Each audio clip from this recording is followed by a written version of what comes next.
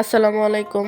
হুমায়রা রান্নাঘরে আপনাদের স্বাগতম। ঘরে যদি থাকে 1 কাপ আটা এবং একটি আলু আর একটি ডিম থাকলে এই সুস্বাদু নাস্তাটা আপনি আপনার বাড়িতেই বানিয়ে ফেলতে পারবেন।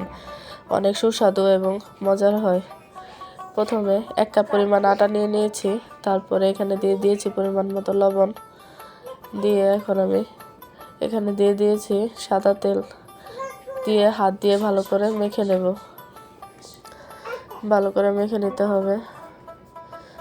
আটাটাকে ভালো করে মেখে একটা ডো তৈরি করে নেব। ডোটা তৈরি করে 10 মিনিটের জন্য আমি রেস্টে রেখে দেব।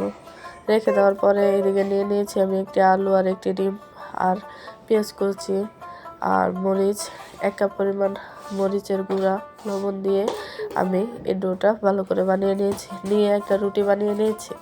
বানিয়ে নিয়ে এর ভিতরে আমি পুরটা ভালো করে দিয়ে দিয়েছি। দিয়ে এখন একটা ছুরির সাহায্যে আমি এটাকে কেটে নেব। চিকন চিকন করে কেটে হাতের সাহায্যে আমি গোল গোল আকারে শেপ দিয়ে নেব। নিয়ে এখন একটা বাটিতে আমি একটা ডিম ভেঙে নিয়েছি। নিয়ে এখন এগুলোকে আমি একটা একটা করে ডিমটায় দিয়ে তারপরে আমি তেলে দিয়ে দেব। তেলটা আমি গরম করে নিয়েছি।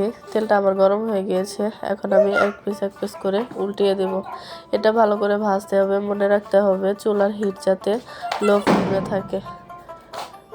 দেখেছেন এটা কালারটা কত সুন্দর হয়েছে। এটা খেতেও অনেক মজাদার হয়েছে। বাড়িতে বানিয়ে না খেলে এটা স্বাদটা বুঝতে পারবেন না। এটার কালারটা জাস্ট অস্থির হয়েছে।